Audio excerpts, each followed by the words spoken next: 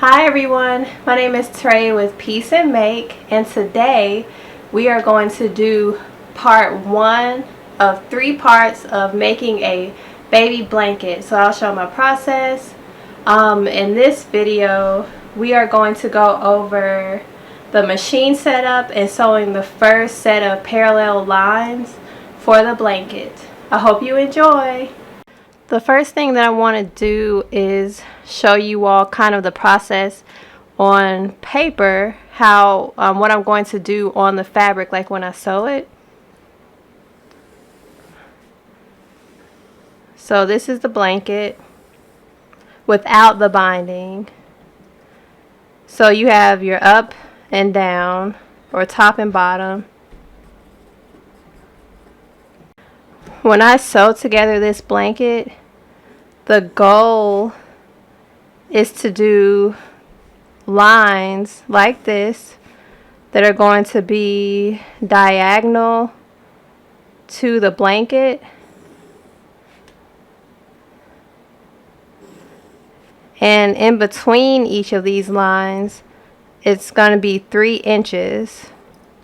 So today in the video I'll be showing you all how I sew these lines, my machine setup and things like that.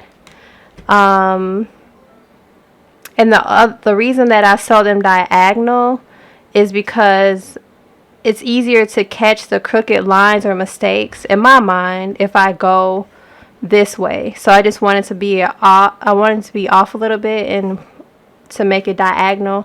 Also, I like the shape of the diagonal more so. So that's what we'll be going over today. For this next video, I am going to talk while I look at what I previously recorded. So instead of doing a voiceover, I guess I'll do like a face over.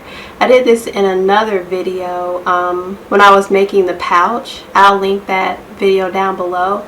But if you like these process videos, that'll be a cool video to watch as well.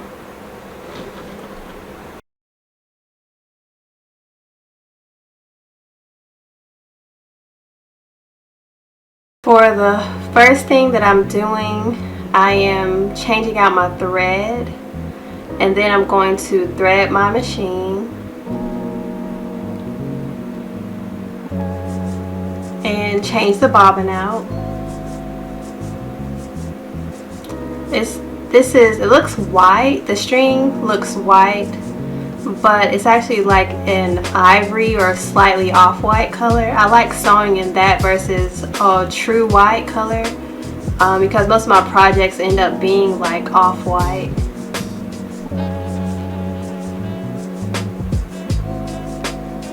This is the walking foot, so I just wanted to show this because I quilted with my walking foot. Also, I sewed with a bar attachment to the walking foot, and that helped me so that I didn't have to create like all of the parallel lines across the blanket. So I just started off with a middle line and then I sewed outwards. And let me cut to a video on how I sewed the blanket by just starting with 2 middle lines. I'll be right back. So I wanted to go back to this picture. One thing I didn't show earlier about my process. So with using the walking foot with a bar, the first thing I did to make sure my lines, well, I have like a good starting place, I made lines down the center, and this is a little bit off, and I'm pretty sure it's a little bit off on my blanket. It wasn't like a complete centered line, but I did a line like this first with my friction pen. With this,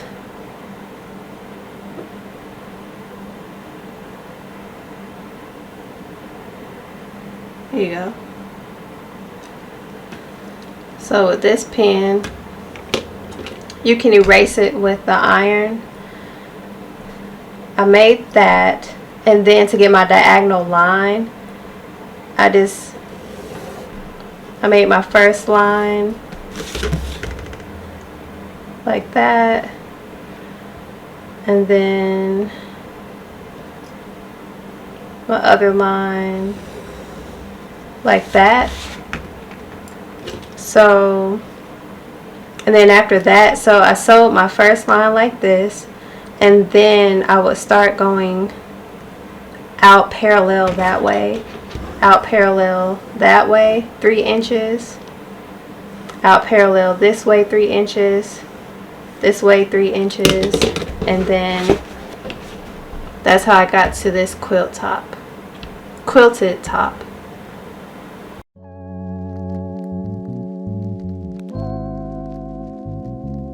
Alright, so back to the video. Now I'm just putting the bar on the walking foot so that I can use that as my guide as I sew each parallel line.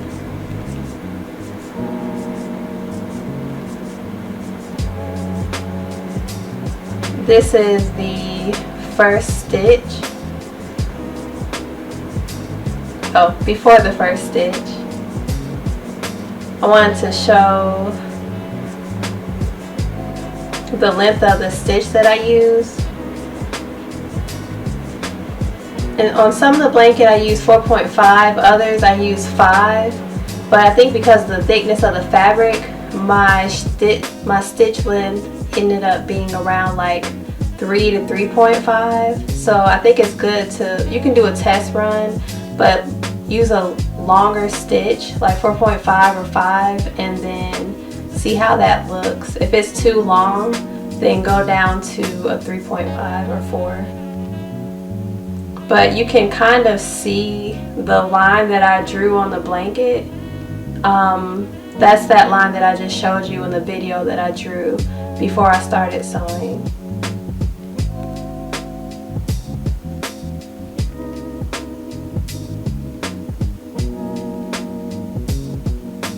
And then you can see the other cross line at this point of where I drew the other guideline for the blanket. I also put pins all throughout the blanket so that I could keep the 2 pieces of fabric together. The other thing I'll mention too with this blanket, this was my first one, so a lot of this is like trial and error what I did. But I made that one and then I made another blanket. By the second one I cut my time in half and I really figured out my process. So with this one I'm fumbling around a lot. I edited a lot of that out. Like this was a 2-hour, I had 2 hours of footage, which is also why it took me so long to edit this. But yeah.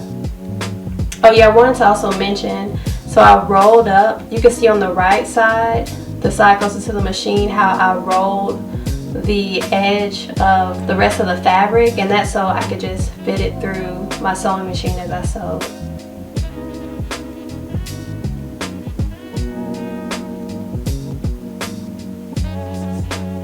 And so this is me. I actually flipped the blanket at this point and I'm sewing that cross line the other side of the blanket. I only did this on the first time though. The second time I just sewed one, so like you have the X like this. I just sewed this line the second time I made the blanket.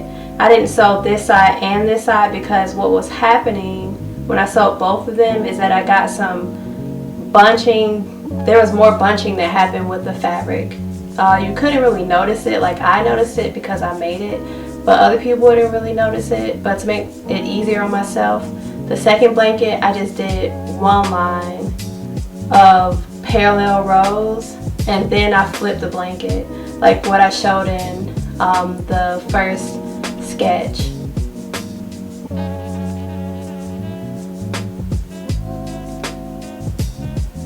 It also took me a few times to figure out the bar. Like I kept flipping it back and forth because I was still getting my bearings and to see which way was easier for me. So Yeah, that's why I'm like changing the bar. But I realized that it was easier for me to keep the bar on the left side and roll the right side, because when I put the bar on the right side, it would just get caught up in the fabric too much. So, yeah.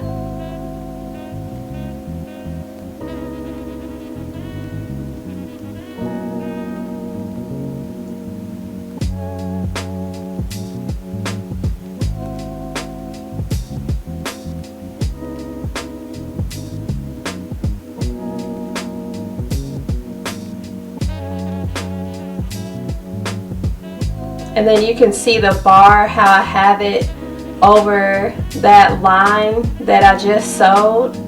So that's how I was using it as a guide. And I'm stitching the new line, as you can see. So I have my guide line, which is where the bar is, and then I have the new line that I'm making.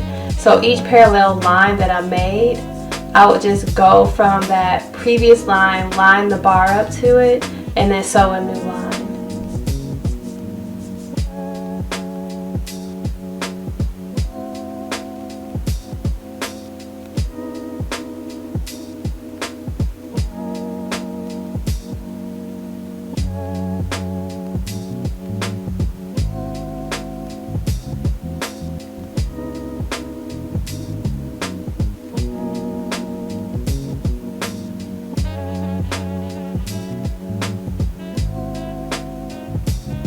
So yeah, this was me figuring out how to sew. Fast forwarded some, and I'm sewing the last lines of the blanket for this set of parallel rows.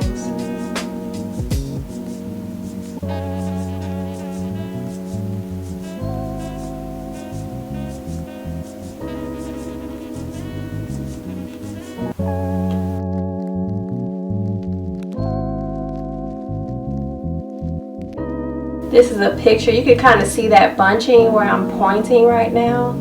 And so to stop that, like I was saying, just don't do this other cross line. Just do one of the lines, and then after you do all of those rows of lines, come back and do this row. So that was a mistake that I made the first time. But also you can see the progress of all of the other lines that I put on there. It is literally so relaxing to just sew straight lines. Like when I make garments, I have to think a lot, like, okay, what is my next step? What am I gonna do? But, oh, I put the 2 fingers up because that was day 2. But yeah, garment sewing takes way more thought than quilting. So if you want kind of like a palette cleanser in between projects, just make a blanket. Even if it's for yourself, a family member, a friend. Make one, you can gift it, like, hey, here you go, I just felt like doing this. And you know that it was like a palette cleanser, but also you just made a blanket, and it's a really fun project.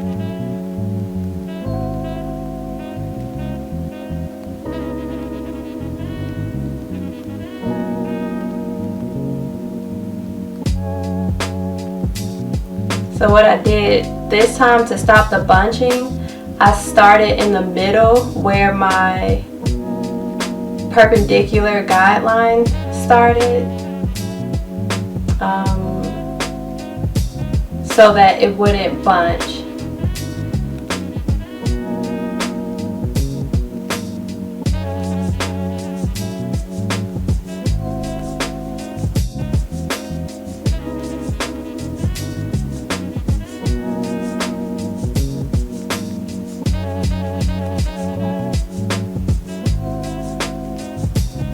And you all have no idea, but I cut out a lot of the stuff that I recorded. I was having like conversations with you all, but when I was watching it back, I was like, this is not gonna be fun to watch. I don't know who would watch a 2-hour video of me sewing and just like talking in the background. Maybe one day I can do a live, and then that'll make more sense for me to talk, because we'll be able to have a conversation together. But yeah.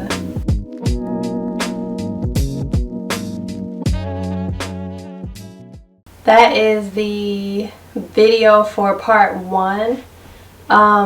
The part 2, I will be talking about changing the blanket around.